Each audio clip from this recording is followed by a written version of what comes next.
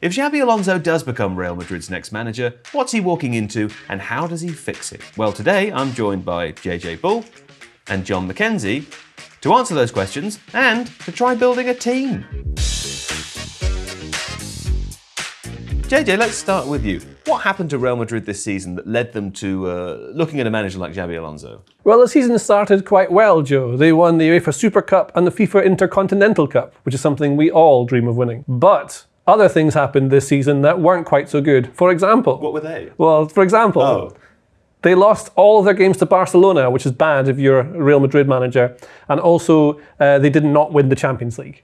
And that's their number one objective every single season. They are supposed to do that. They are supposed to do that. But the manner in which they lost many of those games, especially the Champions League, I think has been a catalyst for the change in management, particularly the manager. Now, Thibaut Courtois also maybe thinks this, because he said after losing to Arsenal in the quarterfinals, "We are a team, but sometimes I feel like we play too individually." A common complaint of Real Madrid, or something people have noticed a long time ago. When they double team Vinny or Kylian Mbappe, sometimes it works out, but 3-4 times it doesn't. If we want to win, we need to be better. We put in a lot of crosses, but this year we don't have Joselu, a natural striker up front. Just little things in structure that maybe aren't quite there. The players maybe being too individual, not working as a team. There's other complaints other players have made about this. But this is kind of the problem that they've had, is that they have lots of individual players who are so good that often that gets them through against difficult opposition. But when you come up against teams who are really, really strong as a unit, it's not enough. So do they think Alonso is the remedy to these issues? I think they see him as like a bridge between the traditional kind of Real Madrid manager and the new modern football coach, one that has lots of structure. So what he can do and has done at Leverkusen is give freedom to some individuals, but within a really coherent structure. That should make Real Madrid, in theory, a lot better, because they've got so many good players. They should be the best team ever. As a team? As a team, exactly. And one of the things a team needs to do is defend.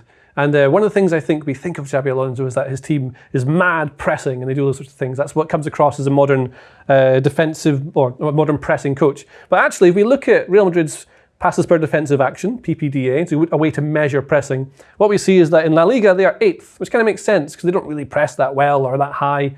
They largely let their team have the ball and then they can hit them in the counter-attack. But guess what? Bayer Leverkusen are also 8th. In Bundesliga, a different league with fewer teams, so technically slightly different. But they're not quite this mad pressing thing that you might think they are.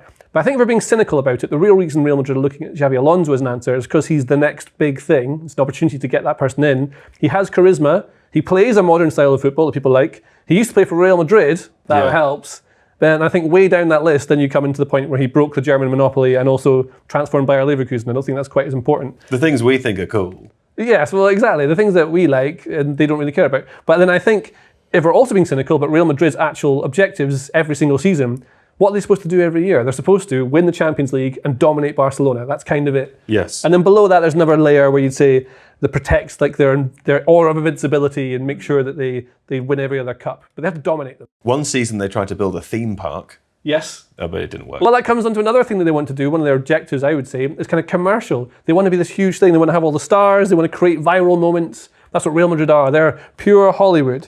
And so I guess the hope would be that Alonso can merge some of those things, but mostly just beat Barcelona and win the Champions League. He seems a little different to some of the managers that Real Madrid have had over the past few years, Jon. I mean, when was the last time they had a coach like Alonso? Well, as JJ said, we're talking a very short period of history here. Since 2008 is a nice watershed moment with Pep Guardiola bursting onto the scene. But I think when you look across their most recent managers, those managers have generally been in the same mould as Ancelotti, right? It's generally considered to be a good man manager who's able to deal with elite players and get them playing football which gets the most out of them. But this does seem to represent, I think, a bit of a shift in their thinking, and they are moving towards what a lot of the other elite teams are doing now and getting coaches who are sort of good in lots of different phases and very flexible. And I would argue that maybe the closest to Alonso in a weird way is Jose Mourinho, because he came in as the hot, well, not the new thing, but he was the biggest manager at the time, playing what was at the time very modern football with a very structured approach to it. So quite defensive, you think of him as being, but he had lots of individual freedom for players like Ronaldo and Ozil, things like that, in his team, whilst also maintaining the structure that made them break the record in the Liga, beat Guardiola's Barcelona team. And that's kind of where I think the similarity might come in, because Alonso has the potential to be that star, whereas Mourinho was that star at the time. So maybe that's the closest you can get not stylistically exactly, but there's something there that's maybe similar. Okay, but with Xabi Alonso specifically, it sounds like we're saying he is maybe more of a Guardiola type than he is an Ancelotti type. Is that fair? He's very flexible. It should help them move into like a new era of football with Real Madrid. I think he should be able to merge the things that they've had in the past and what they have now with what he's doing or has done with Bayer Leverkusen. Okay, so John, if that's who he is as a coach, or that's his sort of profile, what can we expect of him to ask of Real Madrid players from a tactical point of view? Because it sounds like, from what we're describing, there could be quite a break from the past. Maybe it is a new era, as JJ says. Yeah, I think it's always tempting when you ask this kind of question of a new manager going into a new club to just say, well, how are they playing at their old club? Obviously, what they'll do is just port the same structures, the same ideas across into the new team that they're at. But I think it's maybe a little bit more complicated than that with Alonso, because I think what Alonso will often talk about is principles rather than set structures. So I've got a couple of quotes that I think can help set the scene. So as a coach, you need to adapt to the skill set your players have while also keeping your own ideas and principles. I'm more of a positional guy. I want a high press and recovering the ball immediately. So already we're starting to think of this, sounds quite similar to what you might expect from a Pep Guardiola type manager. Yeah. But above all else, my priority is control. Again, Pep Guardiola. Yeah, again, yeah. The more my team controls the game, the more comfortable I am. So Pep Guardiola? Pep Guardiola, yeah. This is all the sort of language that Guardiola uses. And I think it indicates that what the non-negotiable is for Xabi Alonso is control. And there's lots of different ways of controlling games. I think people always think of control in that Pep Guardiola style of like risk reduction, but you can control games in lots of different ways. You can sit deep and counter, and if you can do that well enough, that's a good way of controlling a game enough to then score more goals than the opponent. You can control the game without the ball, right? Absolutely. So Alonso is going to come in and he's going to try and find a way of being able to control games as best he can with the players that he has. I think that's the non-negotiable. And we talked about structures as well, right? A lot of people have been talking about the formation, for example, that Xabi Alonso's used at Bayer Leverkusen. But actually, when you listen to what Alonso says about formations, it's sort of, again, another slightly different picture emerges. So we don't talk much about 3-2-2-3 or 3-2-4-1. It's more about what we think might happen in the game and where we should be to get an advantage. And I think this is really starting to get to the heart of what it means to be a modern coach, because I think it's about imbuing the players with the ability to read the game and recognize on the field where weaknesses and strengths are of the opponent and do things to either exploit those weaknesses or mitigate your own weaknesses.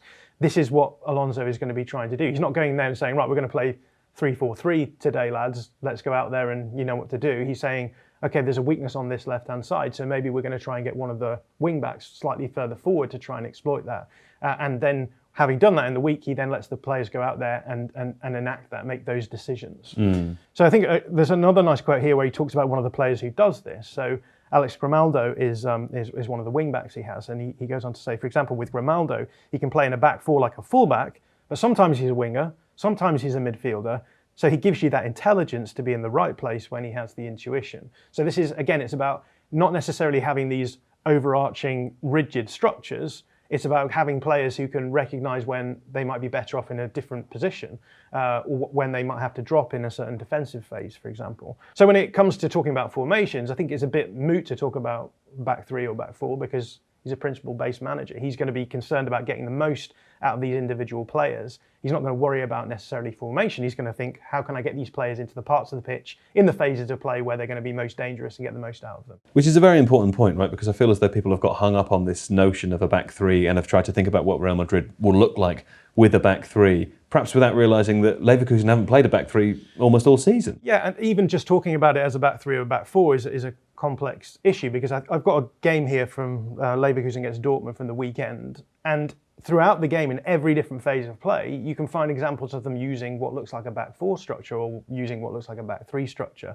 So for example, in this instance, when they're building up from a goal kick, we would probably describe this as a back three, because if we look at the profile of players involved, we've got three centre-backs and then two wing-backs. But because one of the wing-backs is much higher than the other, they've actually ended up in a back four shape here. So very sort of clear back four ideas in their build-up phase. However, if we fast forward slightly, and this is 20 seconds further forward, you can see that whilst they've maintained possession of the ball, one of the centre midfielders has tipped out alongside the centre backs, and they've ended up in a 5 shape as well. This is just 20 seconds later, and it's a very fluid thing, and they will end up, no doubt, back in a 4 shape momentarily. But worth saying that 5 shape includes a midfielder and not the other wing back still. Yeah, exactly. And I can show you other examples where the back 5 is formed in different ways. So again, this is in settled possession, slightly later in the game. Again, we've ended up with our back 4 shape, which is 3 centre-backs and one of the wing-backs dropping in. But if we fast forward a couple of seconds, we can see one of the central midfielders drops in between the centre-backs this time.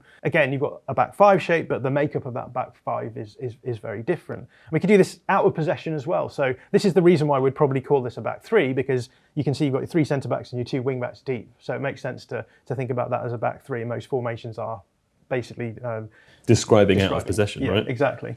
But actually what we see in this moment is once the goal kick is taken by Dortmund here, we can see that one of the centre-backs tracks the opposition striker forward right into the midfield area, and the players behind him then form a situational back 4. So again, it's a back 5 in principle, but it has the flexibility to become a back 4 when the player reads that the danger is somewhere else and can pull out of that shape, knowing that their teammates behind them will readjust the structure. Just one final example here in terms of a defensive phase, because now we're talking about defensive transition, so it's not a structured defending phase. And in this instance, we can see we've ended up with a back 5 with one of the centre midfielders dropping in.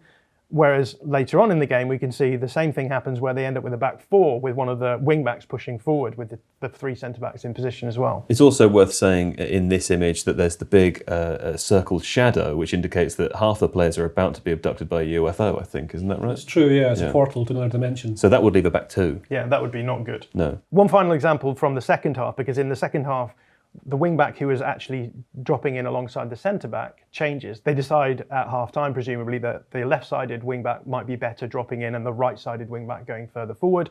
The same sort of principles apply, but they have the flexibility to be able to switch that. And that's what Xabi Alonso is all about. It's about having the players who can be flexible in those moments so that, one, they can recognise danger or weaknesses in the opposition on the pitch and react accordingly. Or when the coach talks to them at half-time, he can say, let's switch this up, let's do this in a different way, knowing that his players will be able to play a slightly different role to the role that they were doing before. So what does this mean in a Real Madrid context then? Well, I think the example of Real Madrid is really interesting because the examples that I've shown us so far have been from, I would say, later Leverkusen Xabi Alonso. We often actually forget that he joined the club a year before the famous title win. So he had a big chunk of the season before the title winning season to actually start implementing some of his ideas. And the ideas that he implemented in that season are very different from the ideas that he implemented the season later. So I've got quotes from Alonso again to reiterate this. He talks about how he's not a fundamentalist who demands that his team have to play in a certain way, or that there's only one way he'll ever let his team play. And as we said before, control is what his non-negotiable is. It's not necessarily structures or even the way that they're trying to generate attacks or anything like that. And he gives an example. He says last year, so this is last season when they were winning the league, he said last year we weren't a possession team, which is what they became in that title winning season. We were a transitional counter-attacking team, and that was completely different to this season. So the principles of play that he has, he can still apply those to a completely different style of play. So maybe sitting a little bit deeper in a block and then finding ways of getting forward quickly. You can still apply those principles there. And I've just got a nice viz here from the data guys at The Athletic to show what this looks like. So this is just a play style plot, is what we call them. On the bottom, we've got passes per sequence. So the more passes you're making when you have possession of the ball, the further right you are. So generally, possession teams will be, slower possession teams will be on the right on this side of the viz. And then we've got direct speed on the y-axis here as well. So the faster you're going down the field, the higher up you're going to be. So teams at the top left here, they're the sort of counter-attacking, like direct teams. Teams at the bottom right here are the teams who are trying to do slow possession build-up. The movement from Leverkusen in 2022-23, so Xabi Alonso's first season, to the title-winning season, they become much more slow, much more. They're making many more passes in their passing sequences. So yeah, it's quite obvious that there's been a play style shift here. So to summarise, Xabi Alonso is like, there's no point talking about what system is he going to play. I think it's better to think of in terms of principles, because his approach is going to be principle-based. He wants to control the game, but that could be there's lots of different ways of controlling a game. So it'll be interesting to find out how he thinks the best way for Real Madrid to control games is. And maybe it will be in a sort of low block and counter style way for the first season to get, while he gets his feet under the table. I think what the important thing we can see from what you've just told us is that he not only can he play in different ways, but also he can evolve a team over time, right? Which is something that a lot of coaches fail at. Yeah, I think that's a really good point, because I think this is the interesting question with Xabi Alonso. It's going to be, can he take Real Madrid and the players that they have that fit a very specific style of play, the style of play that Courtois was talking about right at the beginning in JJ's quote slides? Can he take that and move them to a different place? Maybe that's not what the club wants. Maybe that's not what Xabi Alonso wants. But I think that because he is a modern manager, I think the temptation will be for him to make the team more flexible, add different ways of being able to play in different game states against different opponents. Because if you can do that with these players, then you will make them harder to beat. You will make them a more winning team. But the big question is whether or not it's easy enough to get the players to play in that way. Because as we've seen, it requires players who are willing to be very intuitive, very flexible, are willing to be working hard in a collective sense. And I think with Real Madrid, that does raise questions, because I've just got a quote here from a piece at The Athletic about Carlo Ancelotti's Real Madrid exit from Mario and Guillermo. And I think what's really interesting about this is that it's talking about the arrival of Kylian Mbappe from PSG. This is an amazing quote. This is an amazing quote, yeah, because so the quote is that it was clear to Madrid staff that Mbappe at PSG did not press with the intensity that they would want from a forward. So we're talking about that's a way of controlling games, right? Being able to press high up the pitch. If you can do that well, then you're going to make it harder for opponents, regardless of who they are. But some of the coaching team at Madrid expected Madrid to concede 15 more goals over the course of the season with Mbappe in the front line of their press, which they hoped would be outweighed by the positive impact that he had when it came into their collective goal scoring. So the idea is, yeah, he's going to make our pressing worse, but he's going to make our attacking better. And hopefully the amount of goals that he scores is going to outweigh the amount of goals that he gives up there. And it's just worth adding in as well, this was published on the 13th of May, but at that point, the article goes on to say that they conceded 11 more goals than they did in the league last season. They scored 15 fewer. So I don't know that the positive has outweighed the negative this season, at least. Yeah, and this is going to be the trouble that I think Alonso has to face, because he's got a lot of players like this in the team who are very good at very certain things, but he probably wants well-rounded players in positions where he can. So this is going to be about bringing in those players like Mbappe, like Vinicius Jr., who have huge attacking upside, but then finding ways of mitigating it on the pitch with the players around them as well. And I think that's going to be the real test for him going forward. Well, speaking about the changing fortunes of football teams, Phil Hayes here to tell us a little story about David Beckham and Inter Miami. What's going on, Phil? You might have noticed that Inter Miami have had a couple of bad weeks. They're out of the Champions Cup, and their MLS form is fading. Minnesota United rinsed them 4-1 over the weekend, and then got into trolling mode by using their official Instagram account to describe star-studded Miami, who play in pink, don't forget, as the Pink Phony Club. The Chapel Roan fans out there will get the reference. Miami owner David Beckham, he got salty and replied, telling Minnesota to show a little respect and be elegant in triumph. It'll be fun and games next time these two meet. We're across MLS and all the biggest and weirdest football stories every day in the Athletic FC newsletter. Sign up by clicking the link below. Hey, thanks, Phil. But enough beating around the bush, JJ. What will Real Madrid look like on the pitch? Well, they have lots of players and they need to play 11 of them at one time. You can't have more. You could have less, I suppose, but you shouldn't. And because they have so many good individual players, you want to make sure you get them on the pitch in their best positions, maximising their strengths, hiding their weaknesses. But again, only 11. I'm going to start with the attackers. The best bit. Yeah, some of this is kind of obvious, right? So Kylian Mbappe is the forward. He goes here. And Vinicius Jr. is one of the best players in the world. He's got to go here. And Rodrigo, who we don't know whether he will be there next season, but he's going to be on this side of the pitch. This is where he goes. Sure. But obviously there are caveats, and everyone has talked about these things before. Rodrigo is actually probably better on the left here. He can play behind the forward, like this sort of position here, and he can drop in behind. Mbappe, although you think of him as this elite last line striker who runs in behind, that's where he's best. He doesn't often do that as much as you think he does. He drops in an awful lot to try and get involved, kind of like a Lionel Messi copy. He does that an awful lot. He's very good at it. Vinicius Jr. likes to come off the left and attack central spaces as well. So oftentimes what you get is these players are in the same position and they swap, and it kind of works sometimes. You get close combinations, but then you lose a lot of structure. So if you want to have players hugging the touchlines, these are not really the players for you. And so then what you really want to do is find a way, probably, to get them in behind a high defensive line. Because if you can get these players into this sort of zone, that's when they're going to have fun because they're really fast. There's some things here that will have knock-on effects with everyone else behind them, especially in the midfield and defence. Well, let's do midfield behind them, John. Where do you go next? Well, Bellingham is probably the non-negotiable that you have to get in there, right? And interestingly, I think Bellingham's had a pretty poor season by his standards this season, which is in contrast to the season he had last year, where they were actually playing quite a different way, and he was able to play to his strengths a little bit more. So obviously this season they brought in Mbappe. Last season they were playing Bellingham through the middle, almost as a box-arriving midfielder, and that's, I think, where his strengths lie. So I guess the big question for Alonso is, how is he going to play Bellingham in this way? But the good news with Alonso is that he's had experience of platforming an elite player before, because at Leverkusen he's got Florian Wirtz. Florian Wirtz, John. Florian Wirtz, Thank you, yes. So Bellingham and Wirtz, very different types of players, but we know that Alonso will find the best way to get the most out of Bellingham, and I think that probably involves trying to get Bellingham into these goal-scoring situations as much as possible. If you're going to make those kind of decisions for a player like that, if you are going to push him into those attacking situations, you then have to have those facilitators around him that can mitigate the downsides of that, right? If Bellingham is almost going to be playing as a second striker.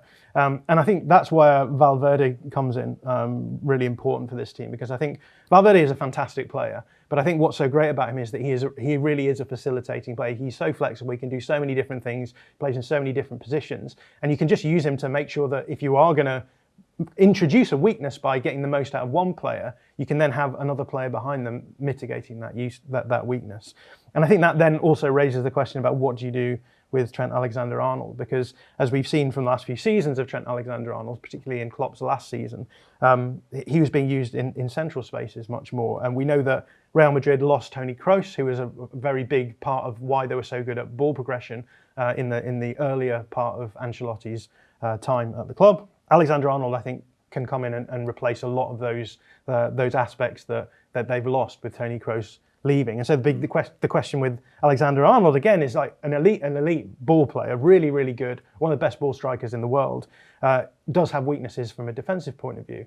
So, I think that raises questions about if you can play him. This is what teams have done in the past. You play him as a fullback to sort of get him out of the way in those sort of central defensive moments, and then get him inverting inside. Could it be the case that they just leave Alexander-Arnold in the middle of the pitch where he can have the most influence as a progressive ball player? And then again, you're thinking, well, how do we mitigate that? Well, we've got players like Tchouaméni or Camavinga who could maybe play alongside him to, again, just cover up his defensive weaknesses. So these are the sorts of, I think, questions that Alonso will be asking when he's constructing his midfield. How do we get the best out of the players who are going to offer the most going forward, and then have the players around them to facilitate the defensive aspects of that as well? Well, I think Alexander-Arnold will play at fullback, and that's why they brought him in. Now, Dani Carvajal has been the right back for years. He's had a really bad cruciate ligament injury, and he's coming towards the end of his career, so he may not be able to do quite the things he used to. He used to be their right winger as well as their right defender, so he'd go off and provide all their width on the right-hand side. You'll see that a lot when Rodrigo comes inside. He's been an important part of that team for years. And that's not very Alexander-Arnold-y. It's not. I mean, when he was younger, maybe, but I think what they'll do with him is probably do what you've seen him do for Liverpool an awful lot, is start here and move inside. But then, of course, there are knock-on movements to everyone else. So let's see, I think Tchouaméni is probably going to be on the bench here, and Camavinga will give you your ball winning and moving in and out of position to help with build-up there. So you've got Alexander-Arnold's going to be your right back. Camavinga is probably going to look like this on the pitch, but actually it'll be mostly these two together, and you can put these two further up like this. And then what you'll get in the back line, you're going to have probably Rudiger and probably Militao. And they've also activated the release clause for Dean Howson. Very exciting. The Bournemouth centre-back. He plays for Bournemouth, but not for long. He might well be at Real Madrid. And he would give them cover at both centre-back positions. But then, of course, you're looking at who plays left-back. So they have Ferland Mendy, who is not the best going forward, I would say. He's a very good player. But if you have him here, and you see Alexander-Arnold here, if you push him inside as this, then you probably want to have more of a centre-back profile to give you the option of playing the three. So then you've got someone like Alaba. Problems about this in a second. And Alaba can come in here, so you've got this sort of option. But then if you want to put Alexander-Arnold further up, then you need someone to cover this position here. So maybe Valverde has to come in here, and then this player has to play inside here. But then you start not getting the most out of Alexander-Arnold, and you create more problems for yourself.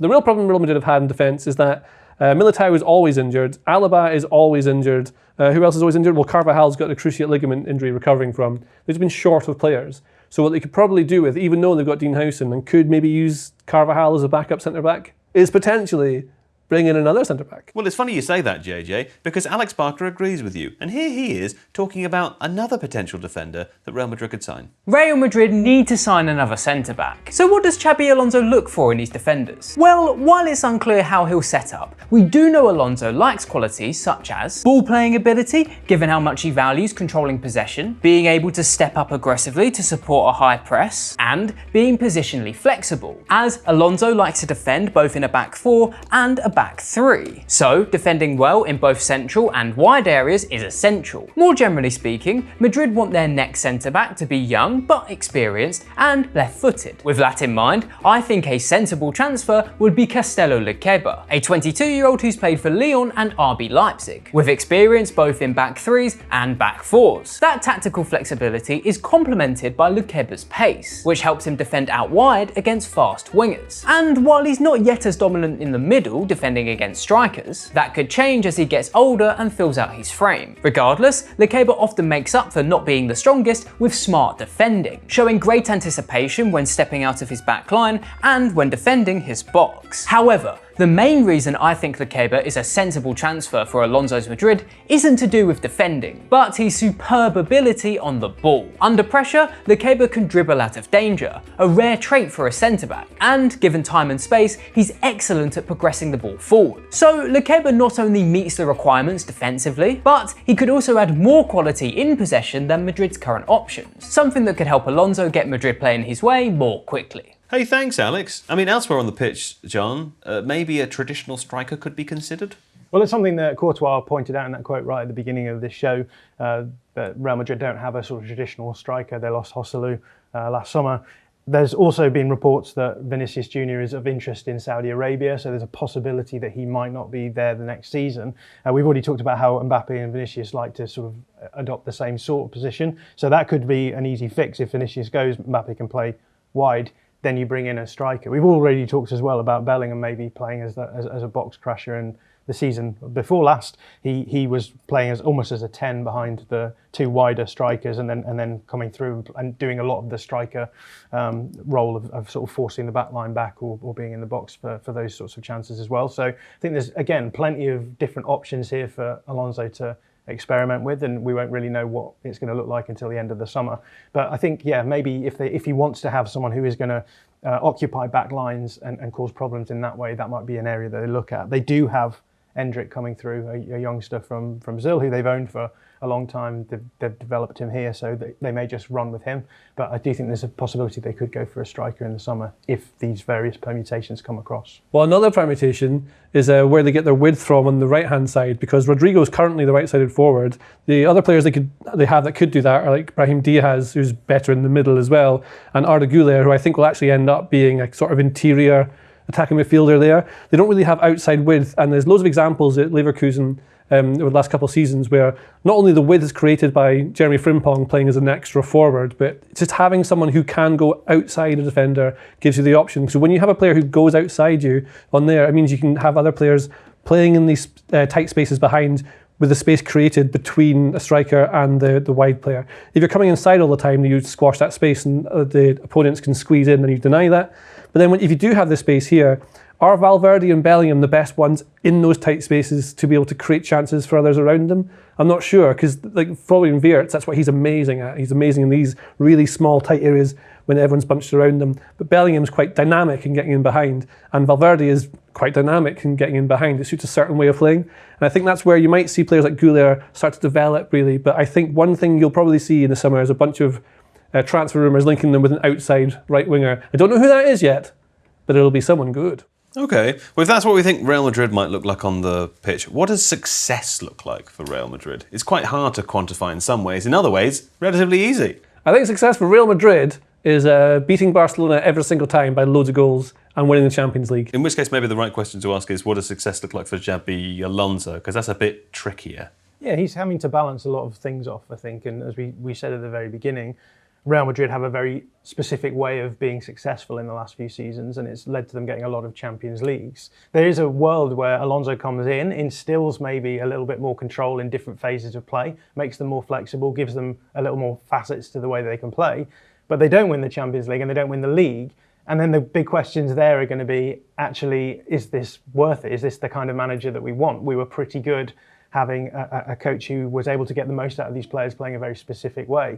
It's the sort of modern conundrum, I think, because you can point to other clubs where they've tried to modernise. Manchester United, I think Chelsea are a good example of this with Enzo Maresca, who has come in and basically done pretty much what was expected of him, but the aesthetics aren't great, and the players, we've seen Cole Palmer maybe being reduced in his output, and I think because he's trying to add more control, and you're losing that edge from some of those players, and so that does raise a question. I think when you have these players like Mbappe, Vinicius Junior, Bellingham, these players who can play in like high chaotic states, is it going to be worth it to reduce that chaos down in the long run? Yes, it might make you harder to beat, but Real Madrid have proven in the Champions League you can be sort of fairly open for long stretches of the games, but then you have these periods where you can just have your best players changing the game and going and scoring goals. And then the question is going to be what impact that will have on his future at the club if the club see that there's been a maybe diminishment in the Real Madrid way from the last few seasons. Yeah, you can kind of look at it as though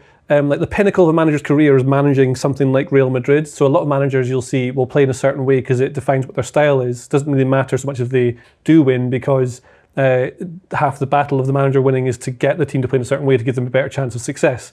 But Real Madrid, the success is winning the games. So will Alonso change from what he thinks is the right thing to do to what Ancelotti and Zidane and managers like that have done, and largely just give a bit of structure and let players dance around without gaining the control that you want? Exactly what John's talking about. It's making sure, do you want to lose a bit of your control versus do you want to actually win things, and what is the best way to do that long term? Because Real Madrid is not often a long term managerial appointment.